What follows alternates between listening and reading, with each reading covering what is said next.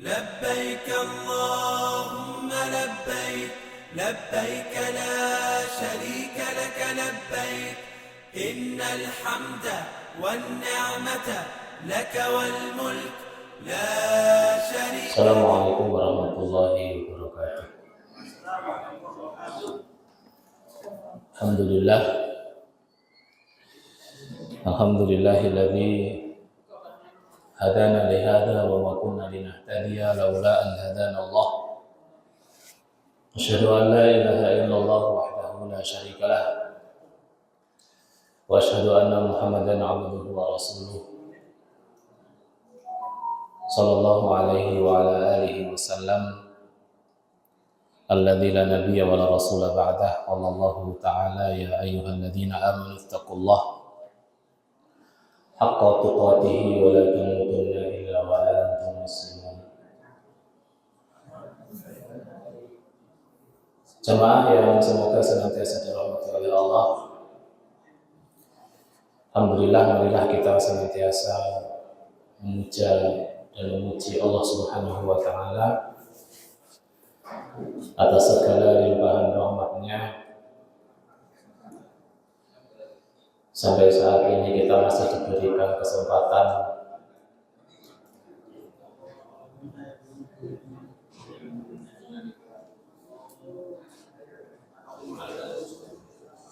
untuk memperbanyak taubat. Semoga Allah Subhanahu wa taala memberikan kita taufik untuk senantiasa memperbanyak istighfar.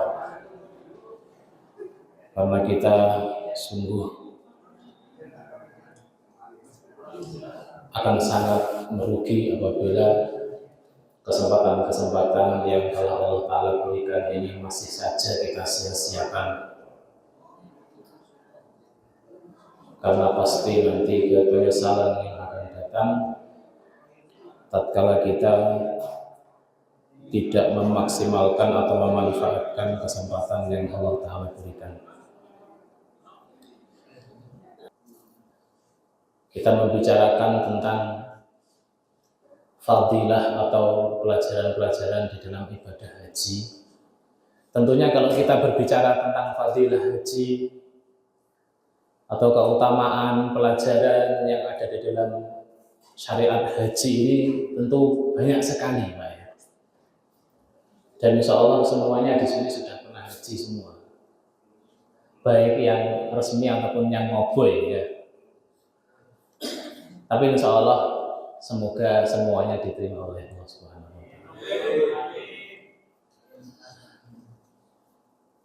Tapi di dalam kesempatan ini kita mau mengambil satu sudut pandang saja atau satu sudut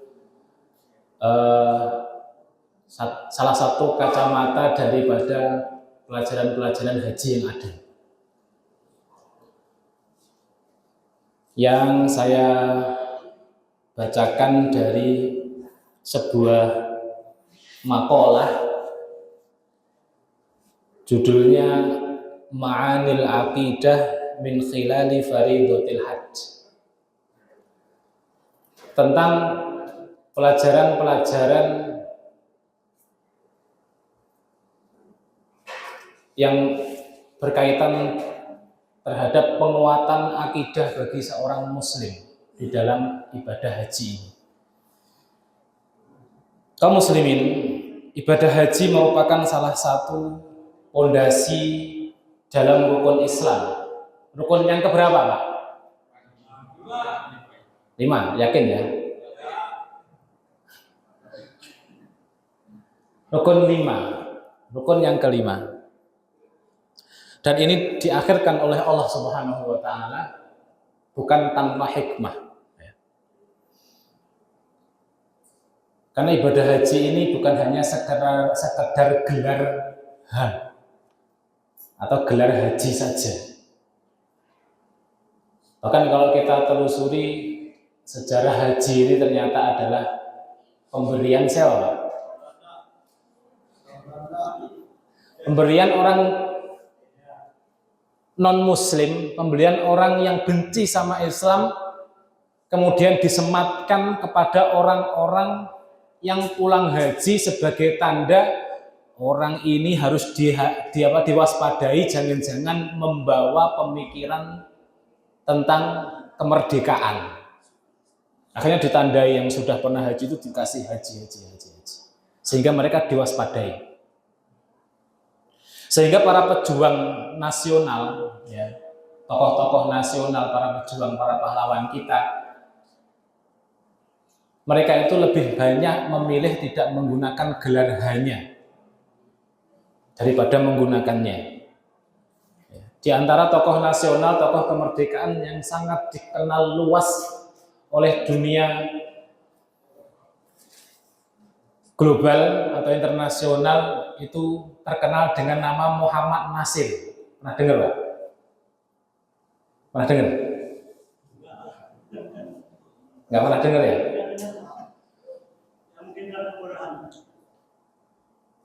Muhammad Nasir, Allah yarham, itu Samahatus Syekh Abdul Aziz bin Abdullah bin Bas, Allah yarham, itu hormatnya luar biasa sama beliau. Hormatnya luar biasa. Ketika ada delegasi-delegasi dari Indonesia datang, itu yang ditanya mesti mana Muhammad Nasir pada waktu itu. Ya. Saking apa? Saking beliau ini dikenal sebagai orang yang soleh, alim, sekaligus sebagai tokoh nasional kemerdekaan pada waktu itu. Beliau tidak menggunakan H di depannya, dan beliau tidak pernah dipanggil sebagai Pak Haji atau Haji Nasir atau Haji Muhammad Nasir. Beliau dipanggil dengan Pak Nasir. Itu contoh tentang bagaimana para pendahulu kita dari kalangan tokoh-tokoh nasional, pejuang kemerdekaan, itu mereka menghindari gelar-gelar itu karena pada waktu itu, ya. Kalau sekarang ya terserahlah, antum mau pakai atau enggak ya terserah. Tapi jangan sampai tatkala kita tidak dipanggil Pak Haji terus kita emosi. Karena, nah ini kenapa karenanya?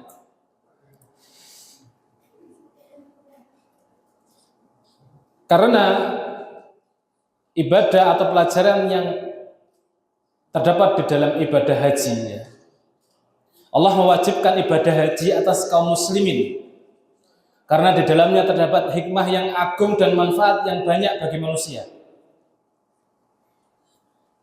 Allah Subhanahu wa taala berfirman, liyashhadu manafi'a lahum, agar mereka banyak mendapatkan manafi' itu jamak dari manfaat bagi mereka. Baik manfaat akhirat, insya Allah sudah jelas, ataupun manfaat dunia.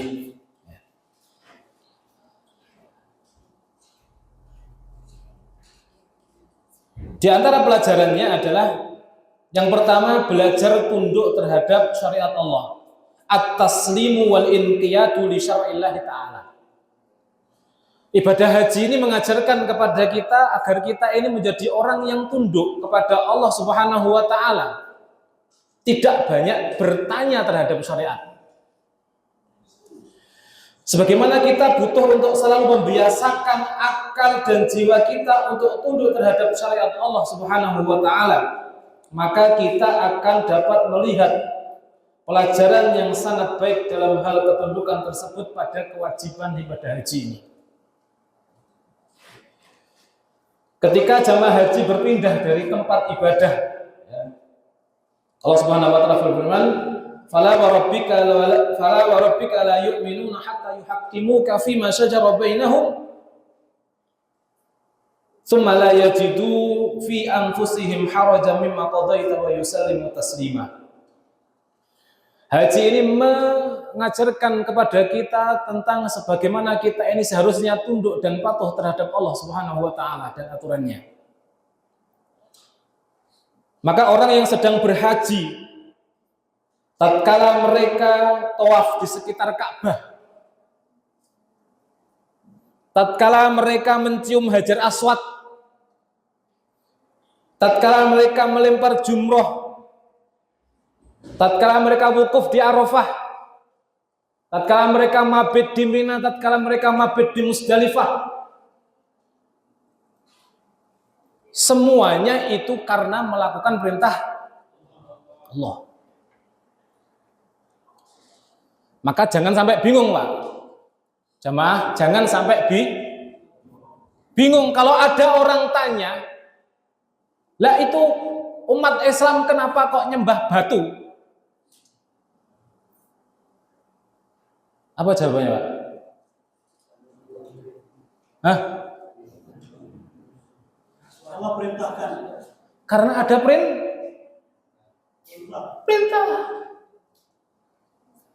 Kalau ada hikmah ini itu kesekian ribu kali, Pak. Yang penting ada perintah, kita laksanakan.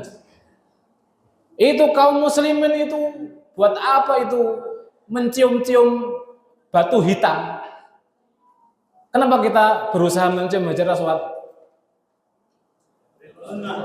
Karena ada contoh dari Nabi. Maka seandainya, Pak, jamaah rahimani wa rahimakumullah, seandainya Allah Subhanahu wa taala memerintahkan kita ini tawafnya katakanlah di kuburan keramat, maka kita laksanakan. Tapi Allah tidak memerintahkan itu. Jadi jangan bingung, Pak, ya. Kenapa kok umat Islam itu nyembahnya Ka'bah? Bukan nyembah Ka'bah. Kita tahu bahwasanya Ka'bah itu ya batu gitu ya. Tapi kenapa kita tawafnya di Ka'bah? Karena kita melaksanakan perintah Allah. Jadi jangan ragu, kalau ada perintah dari Allah, maka cukup bagi kita untuk melaksanakan. Kenapa kita berbuat baik kepada kedua orang tua? Karena ada perintah. Kenapa kita berbuat baik kepada tetangga yang menyakiti kita? Berat apa enggak ini? Berat apa enggak, Pak? Berbuat baik sama tetangga yang menyakiti kita. Kalau berbuat baik sama tetangga yang baik sama kita gampang. Bahkan itu berpotensi bukan untuk melaksanakan perintah Allah, berpotensi balas budi saja. Sahwalala. Tapi kalau kita ini mampu berbuat baik kepada orang yang tidak berbuat baik sama kita, itu potensi melakukannya karena Allah sangat besar. Tapi ya abot ya. Berat. Gimana enggak berat? Balasannya surga. Ya. Oleh karena itu Nabi SAW pernah mengatakan apa? Bukanlah orang yang menyambung silaturahmi itu adalah orang yang berbuat baik kepada orang yang berbuat baik. Tapi orang yang menyambung silaturahmi itu adalah yang dia mampu menyambung tatkala saudaranya itu tidak mau menyambung. Berat, Pak. Kita kebanyakan salah siapa nggak mau ke sini? Masa saya yang suruh ke sana? Seperti itu.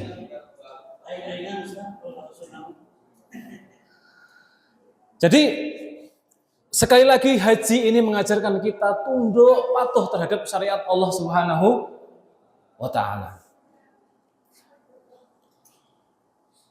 Bagaimana Nabi Ibrahim alaihi salam ya, bersama putra beliau Ismail alaihi salam saat membangun Ka'bah, keduanya berdoa kepada Allah Subhanahu wa taala agar Allah Subhanahu wa taala menjadikan mereka orang-orang yang pasrah atau orang-orang yang berserah diri kepada Allah. Allah taala berfirman, "Rabbana waj'alna muslimaini laka wa min dzurriyyatina ummatan muslimatan lak wa arina manasikana wa tub 'alaina innaka antat tawwabur rahim." Nabi Ibrahim saja, Pak, sebagai seorang nabi itu mohon kepada Allah agar dijadikan orang yang tunduk terhadap syariat Allah. Karena kita ini sebagai manusia ada sifat membangkang, Pak. Sebagaimana Allah Ta'ala jelaskan dalam firman-Nya, ketika Allah Subhanahu wa Ta'ala menawarkan amanah ini kepada langit, bumi, dan penduduk langit. Inna aradnal amanata 'alas samawati wal jibal, 'alas samawati wal ardi wal jibali fa abaina an yahmilnaha wa ashfaqna minha wa hamalaha al-insan innahu kana zaluman jahula.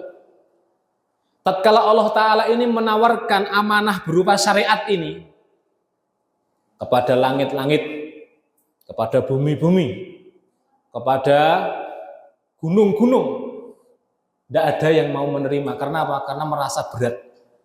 Tiba-tiba muncul makhluk kecil yang namanya fa'ashfaqna minha wa hamalahal insan. Tiba-tiba muncul makhluk kecil yang namanya manusia. Ya Allah, saya sanggup melaksanakan amanah ini. Karena sifat apa? Innahu kana zaluman jahula. Karena manusia itu memiliki sifat zalum. Zalum itu apa? Pandai berbuat lalim terhadap dirinya sendiri dan orang. Memang kita ini pandai, Pak, berbuat buruk terhadap diri kita. Kalau kita merenungkan, Pak, ya, tidak ada satu kesulitan yang kita hadapi di dalam langkah kita menuju kematian ini kecuali itu disebabkan karena ulah kita sendiri. Tapi terlalu sering kita menyalahkan orang lain, terlalu sering kita menyalahkan Allah Subhanahu.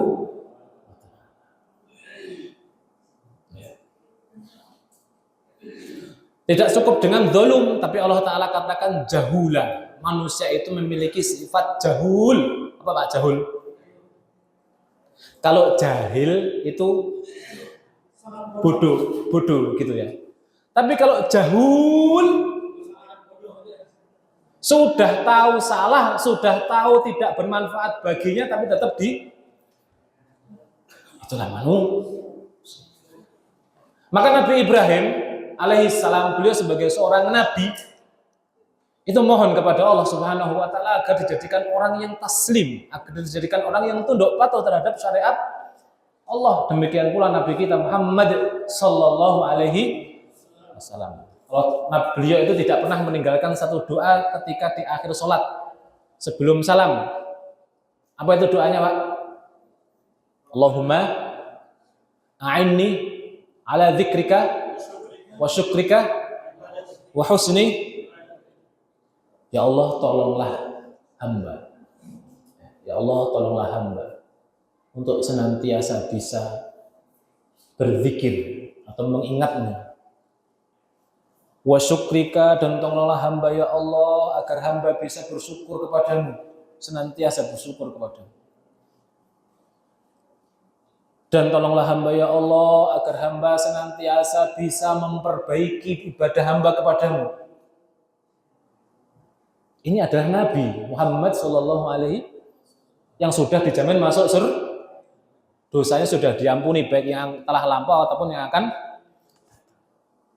Tapi boleh memohon kepada Allah Subhanahu wa Ta'ala agar ditolong di dalam menjalankan syariat ini. Para nabi-nabi mereka memohon kepada Allah. Nah, kita ini sudah nabi bukan, ya, wali juga belum tentu, bisa jadi kita wali. Kita masih ada loh Pak, kesempatan jadi wali bisa loh. Selama kita masih hidup, kita ini masih ada kesempatan jadi wali. Tapi bukan wali majdub ya. Jangan jadi wali majdub. Itu cerita saja. Karena di zaman Nabi dan zaman sahabat itu tidak ada namanya wali majdub. Tiba-tiba datang akhir-akhir ini saja ada wali majdub. Jauh setelah zaman sahabat, jauh setelah zaman tabi'in, jauh setelah zaman tabi'ut tabi'in, baru ada wali majdub. Namun kita jarang sekali memohon kepada Allah agar kita dijadikan orang yang mampu tunduk patuh terhadap syariat Allah Subhanahu wa Ta'ala. Kemudian lihat pula contoh ya. Sayyidina Umar. Sayyidina Umar radhiyallahu taala anhu, beliau pernah mengatakan tatkala beliau mau mencium Hajar Aswad. Beliau mengatakan, "Inilah a'lamu annaka hajarun la tadur wa la tanfa." Saya sungguh tahu bahwasannya kamu ini hanya sekedar batu. Saya tahu benar kamu ini batu. Tidak bisa mendatangkan bahaya dan tidak bisa menolak bahaya dan tidak bisa mendatangkan manfaat. Apa kata beliau? Laula anni ra'aitu Rasulullah sallallahu alaihi wasallam yuqabbiluka, kalau bukan karena saya ini melihat Nabi mencium kamu, ma qabbaltuka, saya tidak sudi mencium kamu. Perhatikan Pak, Sayyidina Umar dan para sahabat yang lain. Ya. Mereka mencium Hajar Aswad itu gara-gara ingin mencontoh Nabi, melaksanakan sunnah Nabi. Kalau tidak ada contoh mencium ya jangan Nah, sekarang tidak Pak, Hajar Aswad, padahal cuma Hajar Aswadnya saja yang diperintahkan. Nah, ini semua bagian Ka'bah diciumi semua.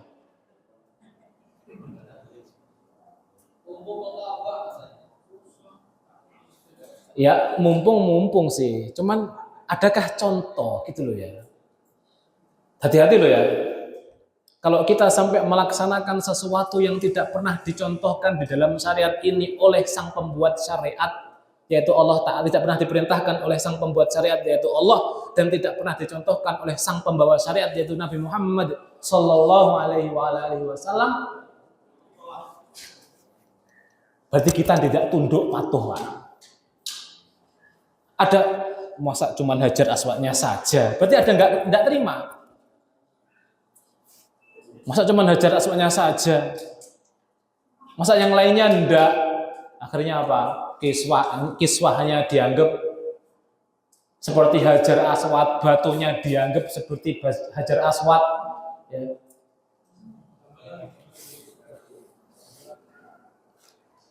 Sampai-sampai ya. Ini diantara yang sering kita saksikan ketika kita umroh ataupun ketika kita haji, yang disyariatkan mencium, mengusap dan berisyarat. Pertama mencium ya, kalau tidak bisa mengusap kemudian mencium tangannya. Kalau tidak bisa isyarat. Itu perintahnya hanya ada pada Hajar Aswad. Nah ini dilakukan kebanyakan kaum muslimin juga di rukun Yamani. Rukun Yamani itu pojok sebelum Hajar Aswad. Pada rukun Yamani itu kalau bisa membasuh, kalau tidak bisa tidak ada syariat untuk isyarat. Dan isyarat pun ini cukup ketika kita tidak bisa mencium Hajar Aswad atau membasuh Hajar Aswad, isyarat cukup dengan Allahu Akbar atau Bismillah Allah. Ini tidak Pak, kita saksikan Allahu Akbar.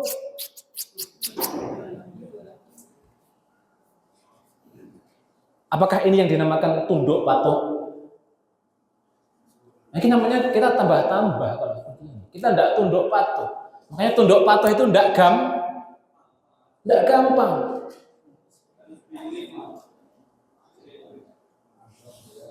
Betapa banyak kita ini merasa cinta, tapi padahal kita membangkang Nabi Muhammad SAW. Yang penting saya cinta, saya tidak butuh. Saya yang penting cinta. Kalau cinta itu konsekuensinya adalah mentaati yang dia cintai. Nah, kalau kita mengaku cinta, kemudian kita ini tidak di dalam beribadah, di dalam menyembah Allah dengan menggunakan tata cara selain Nabi Muhammad, berarti kita ini sedang mengejek Nabi Muhammad. Apa fungsinya Rasul kalau gitu, kalau kita tidak gunakan syariatnya? Maka di dalam ibadah haji ini benar-benar kaum muslimin diuji, Pak. Kalau sampai tidak melaksanakan rukun, maka batal.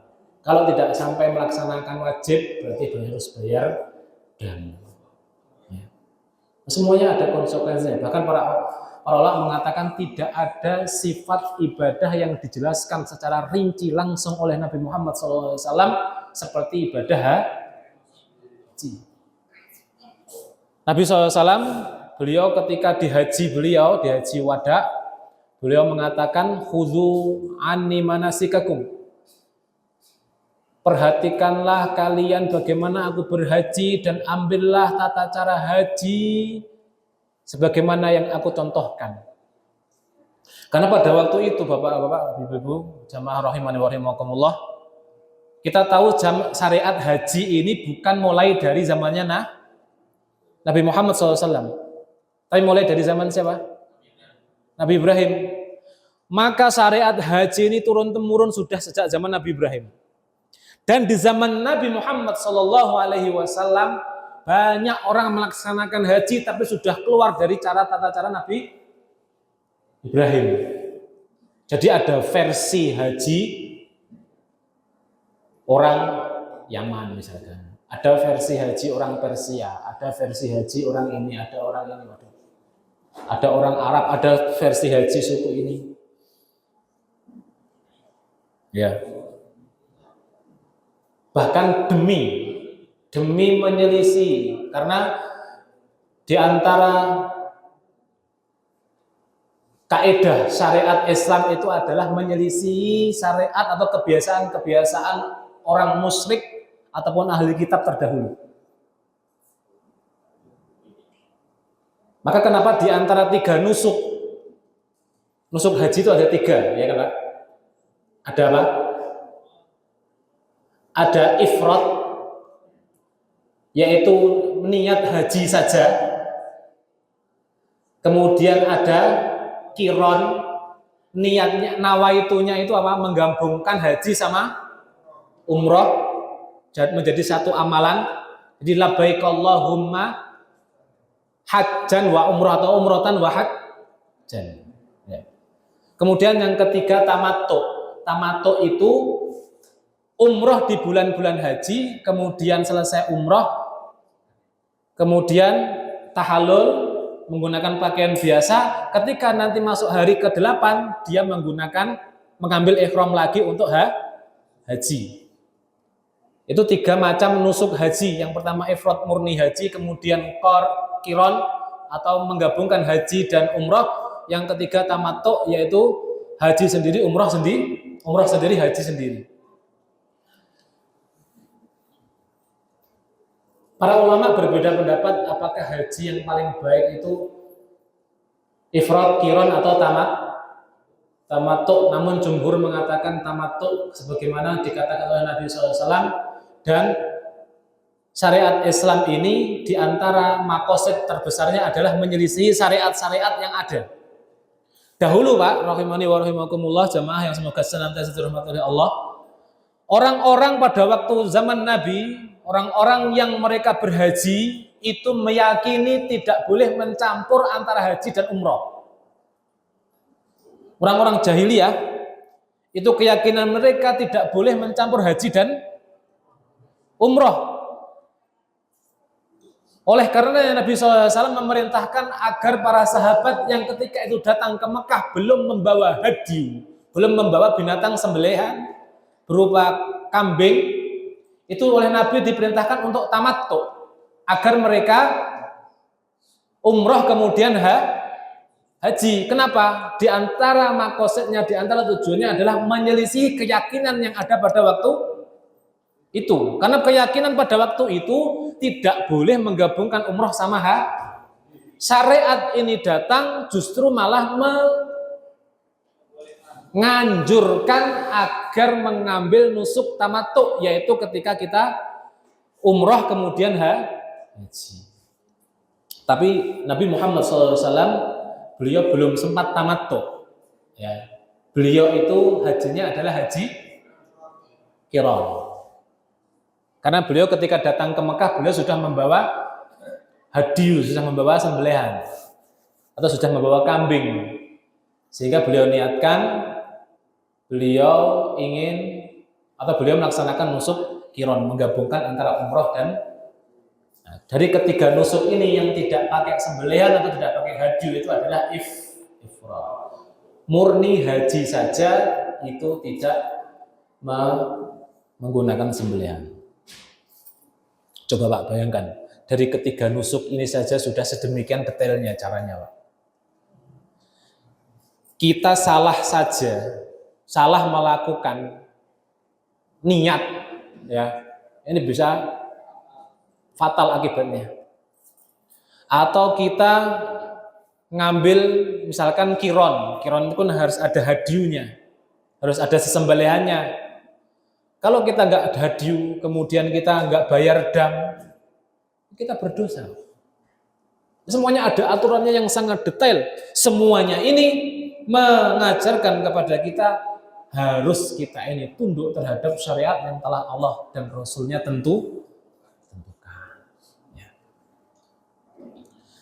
Al-Hafidz Ibnu Hajar Al-Asqalani Asy-Syafi'i beliau mengatakan dalam perkataan Umar ini Sayyidina Umar tadi mengatakan ketika beliau mau mencium Hajar Aswad, Sayyidina Umar mengatakan kalau saya nggak melihat Nabi mencium, saya nggak sudi mencium kamu.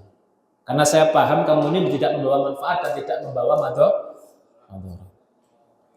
Maka Al-Imam Ibnu Hajar, Al-Hafidz Ibnu Hajar beliau mengatakan di dalam perkataan Umar ini terdapat bentuk ketundukan terhadap Allah Ta'ala dalam perkara-perkara agama serta keteladanan yang baik dari Umar radhiyallahu taala anhu pada sesuatu yang belum bisa dijangkau maknanya oleh akal.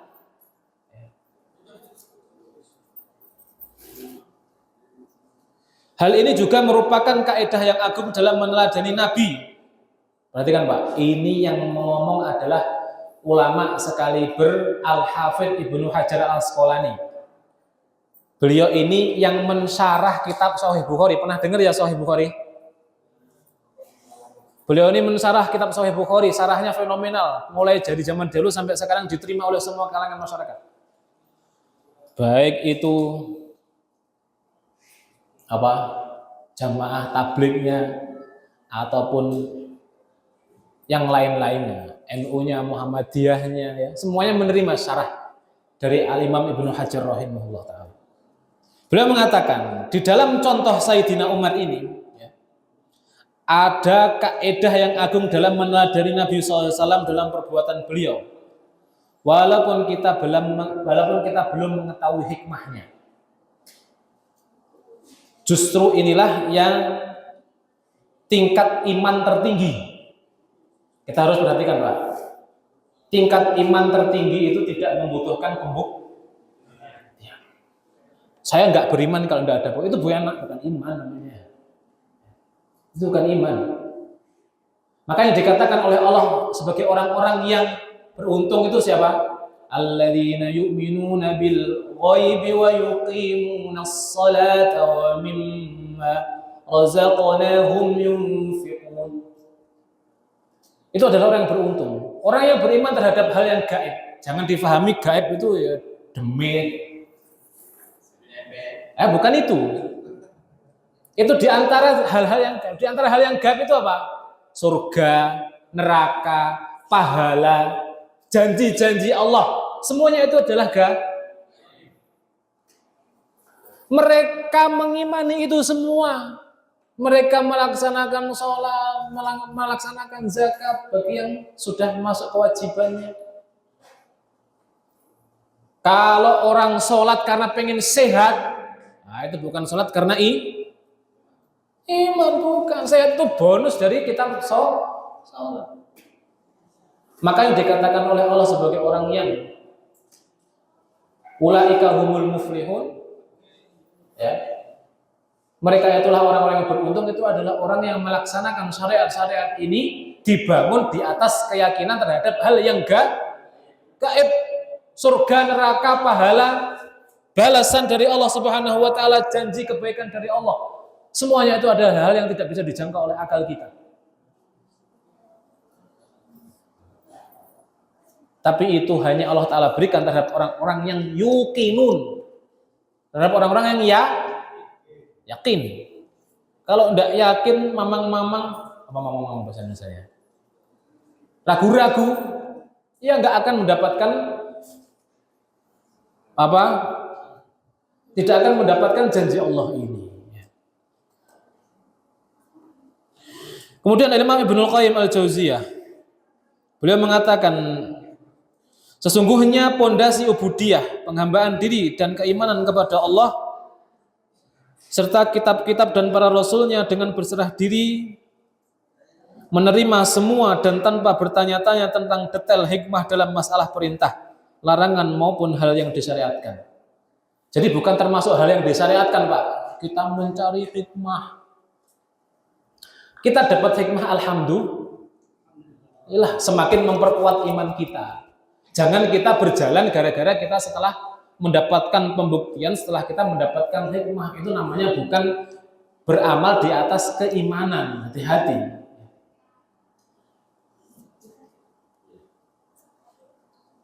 Maka tidak benar ya, tidak benar kalau orang itu nunggu bukti dulu baru mau beramal, tidak.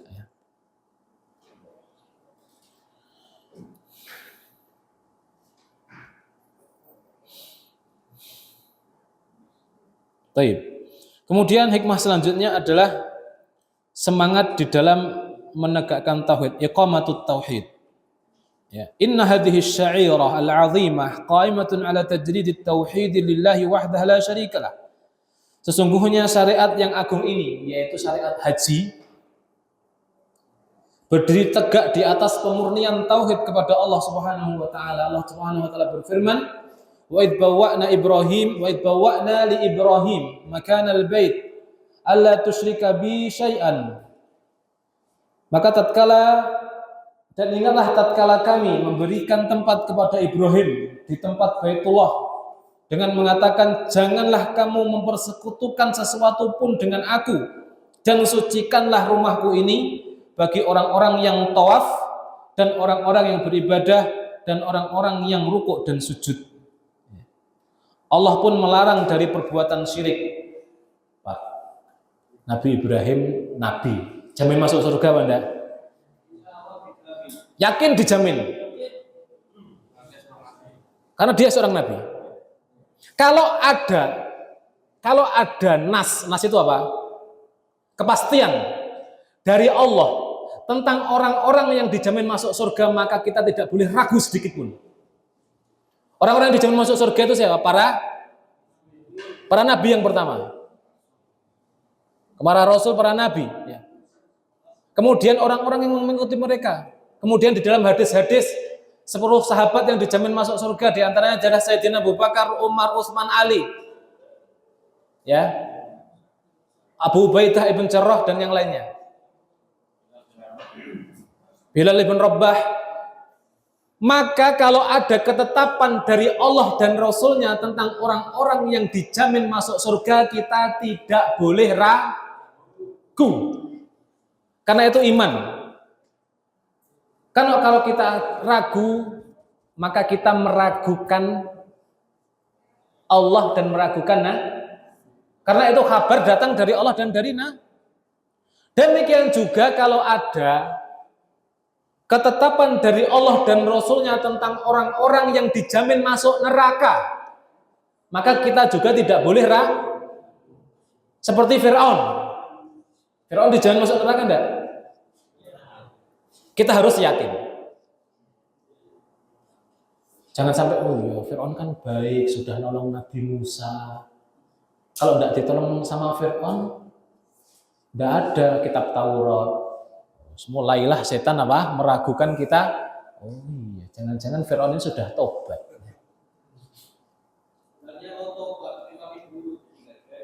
Nah, maka hati-hati Pak, jangan menunda-nunda.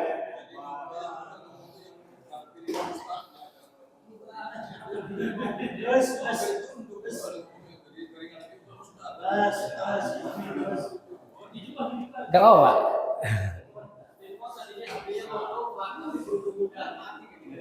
Nah, ya. Itu benar. Hikmahnya kita jangan tunda-tunda.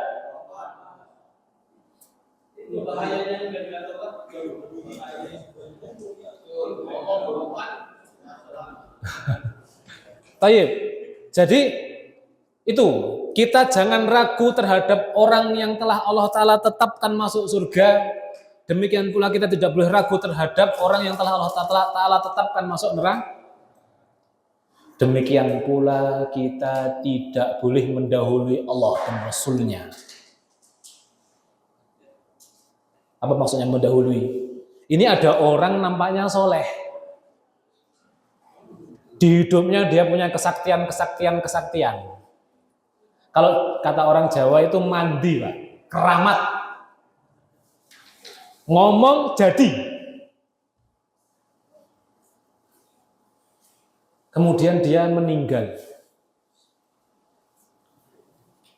Kemudian kita sebagai orang awam meyakini orang tadi adalah ahli surga, dijamin masuk surga. Boleh apa enggak? Enggak boleh. Karena itu mendahului Allah Ta'ala.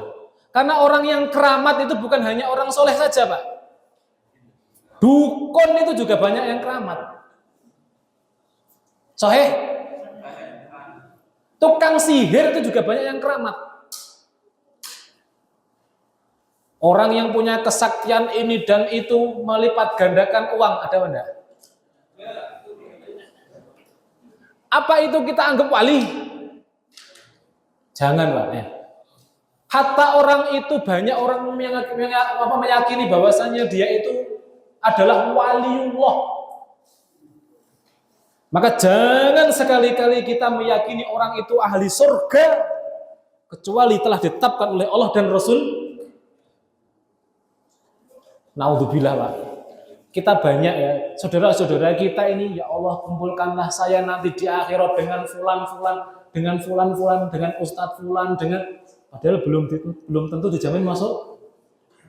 Ya kalau jamin masuk, kalau ternyata di akhiratnya masuk neraka, sedangkan kita terlanjur doanya kumpulkanlah bersama fulan-fulan. Naudzubillah. Maka bolehnya kita ini berdoa, ya Allah kumpulkanlah saya bersama para nabi. Karena para nabi dijamin masuk surga. Ya Allah kumpulkanlah saya bersama Sayyidina Abu Bakar As-Siddiq. Boleh enggak? Boleh, karena Sayyidina Abu Bakar As-Siddiq dijamin masuk. Hati-hati, Pak ya. Hati-hati. Tidak boleh. Nah, ketika kita mendahului Allah Subhanahu wa Ta'ala, berarti kita ini tidak tunduk terhadap Allah Subhanahu wa Ta'ala. Tidak tunduk patuh. Allah Subhanahu wa Ta'ala berfirman, "Fajtanibur rijsa minal awthani wajtanibu qaulaz zur hunafa'an lillah ghairu musyrikin bih." Nabi Ibrahim itu, Pak, sudah dijamin masuk surga sama Allah, diperingatkan untuk agar tidak mendekati syirik. Demikian pula Nabi Muhammad SAW, Nabi kita, ahli tauhid. Siapa yang meragukan beliau ahli tauhid? Tidak ada. Tapi beliau punya doa, Allahumma inni a'udzubika an usyrika bika wa ana a'lam wa a'udzubika fima la a'lam. Ya Allah, saya berlindung kepadamu dari mensekutukanmu, baik saya dalam keadaan tahu ataupun tidak tahu. Loh, Nabi ini loh, Nabi Shallallahu Alaihi Wasallam, beliau berdoa mohon agar tidak terjerumus ke dalam kesyirikan. Demikian pula Allah memerintahkan Nabi Ibrahim untuk berlindung dari kesyirikan. Terus kita yang tidak atau belum ada jaminan masuk surga, terus merasa aman-aman dari kesyirikan, pantas apa enggak? Kita ini rentan, Pak, untuk terjerumus ke dalam kesyirikan, sebagaimana kita rentan terjerumus ke dalam maksiat. Oleh karena itu, berdoa kepada Allah Subhanahu wa Ta'ala itulah jalan yang paling utama harus kita tempuh. Oleh karena itu Allah Ta'ala memaksa kita untuk apa? Untuk mengucapkan iyyaka na'bud wa iyyaka nasta'in. Ihdinas siratal. Allah Ta'ala memaksa kita untuk mengikrarkan diri bahwasannya kita ini hanya menyembah kepada Allah, hanya memohon pertolongan kepada Allah, tidak kepada selain Allah, dan hanya memohon petunjuk kepada Allah Subhanahu wa Ta'ala. Coba Pak, kita bisa bayangkan kalau Allah tidak memaksa kita untuk mengucapkan itu, mungkin kita sudah 1 tahun tidak pernah mohon petunjuk kepada Allah, padahal kita butuh terhadap petunjuk, dan tidak pula kita pernah mengikrarkan diri hanya kepada Allah menyembah dan hanya kepada Allah memohon pertolongan. Itu Allah Ta'ala paksa kita agar kita terjaga tetap di dalam real Islam. Maka bersyukurlah kita kepada Allah Subhanahu wa Ta'ala. Inilah kiranya apa yang bisa kita sampaikan pada kesempatan kali ini tentang pelajaran yang sangat agung di dalam agama, di dalam syariat haji. Yang pertama adalah mengajarkan kita untuk tunduk patuh terhadap syariat. Semua syariat mulai dari urutan-urutan yang telah ada, ya, itu kita laksanakan sesuai dengan apa yang Nabi contohkan. Misalkan Nabi memerintahkan agar kita menyembelih hadiyu itu di Makkah, maka ya tidak boleh disembelih di luar Makkah dengan berbagai macam alasan. Demikian juga orang berkorban itu kalau menyembelih harus setelah sholat Id. Ini ada orang terkenal di Indonesia nyembelih korban sebelum Id, Pak. Alasannya nanti kalau setelah sholat biar bisa langsung dibagi, masyarakat tidak numpuk-numpuk. Masuk akal apa enggak alasannya? Tapi diterima sebagai korban enggak. Sedekah biasa. Tidak diterima sebagai korban, tidak diterima sebagai udhiyah. Maka tunduk patuh terhadap tata cara ini penting, jamaah rahimani wa rahimakumullah. Kemudian pelajaran selanjutnya adalah tentang tauhid. Bahwasanya kita jangan merasa aman terjerumus dalam kesyirikan. Kita tidak boleh mendahului Allah terhadap hal-hal yang gaib.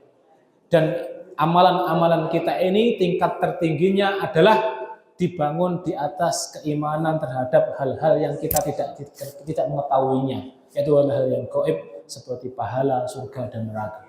Wallahu ta'ala a'lam. Semoga yang sedikit ini bisa menjadi pengingat bagi kita dan bermanfaat. Mungkin ada 1 atau 2 pertanyaan, dipersilakan. Oh ya. Assalamualaikum. Ya, Nabi SAW pernah menjelaskan ya,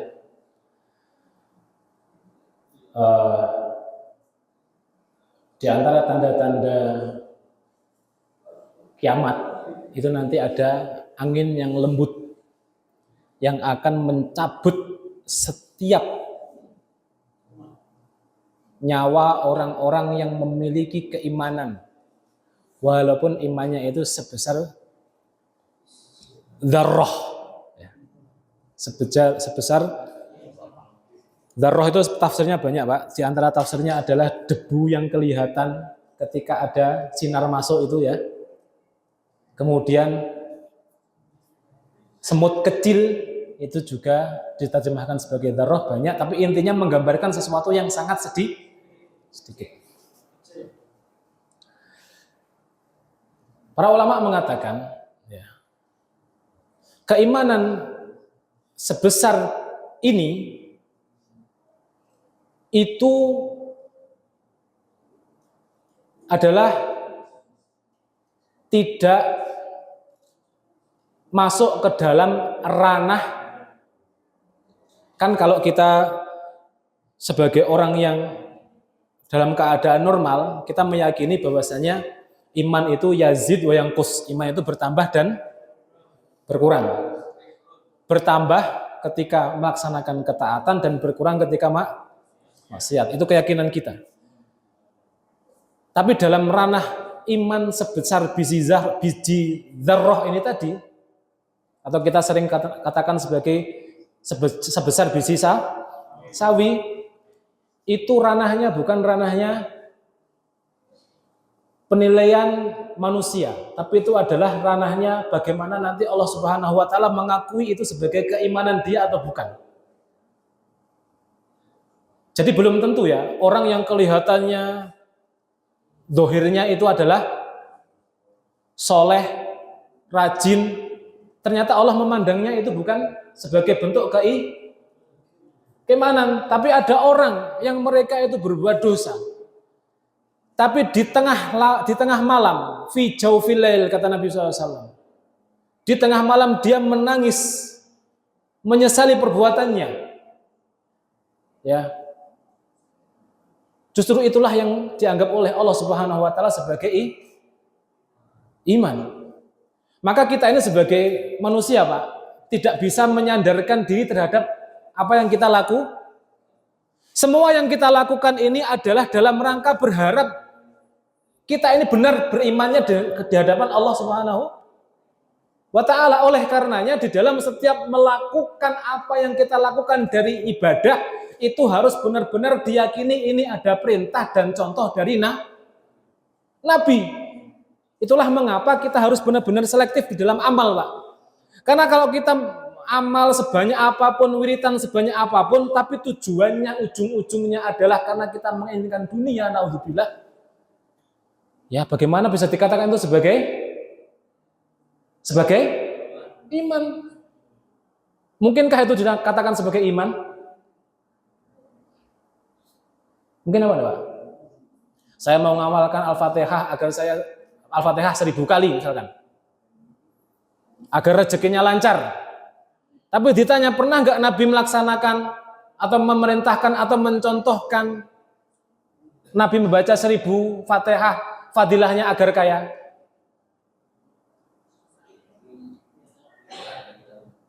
Nggak bisa. Ya. Oleh karena itu iman itu ranahnya adalah Allah Subhanahu wa taala, kita tidak bisa mengetahuinya apakah keyakinan yang kita yakini selama ini benar-benar berdasarkan apa yang Allah taala perintahkan dan Nabi perintahkan. Kalau itu selama ini kita lakukan atas dasar itu, maka insya Allah itu adalah iman. Tapi kalau selama ini kita tidak tahu apa yang kita lakukan ini ada perintahnya apa enggak, nah itu hati-hati, Pak. Hati-hati. Maka keimanan sebesar biji zarrah ini tidak ada yang bisa menafsirkan secara pasti kecuali ini adalah penilaian murni atau hak prerogatif dari Allah Subhanahu wa taala. Belum tentu orang yang soleh semasa hidupnya soleh kemudian ternyata dia ahli surga, belum tentu.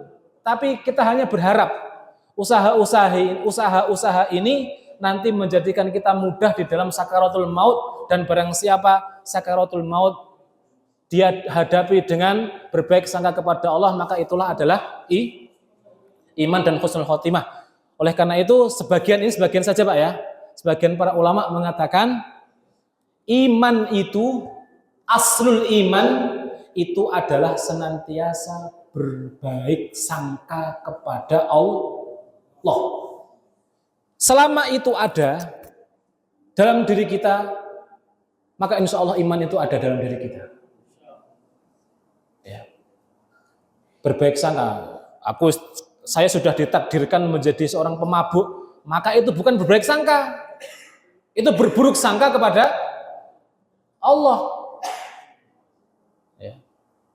Allah Ta'ala memerintahkan untuk istighfar, tapi dia nggak mau istighfar, itu berburuk sangka kepada Allah. Saya sudah terlanjur banyak dosanya. Saya malu memohon kepada Allah. Padahal Allah perintahkan, ud'uni, berdoalah kamu kepadaku. Malah berdoanya kepada selain Allah, maka itu bukan iman. Jadi seperti itu.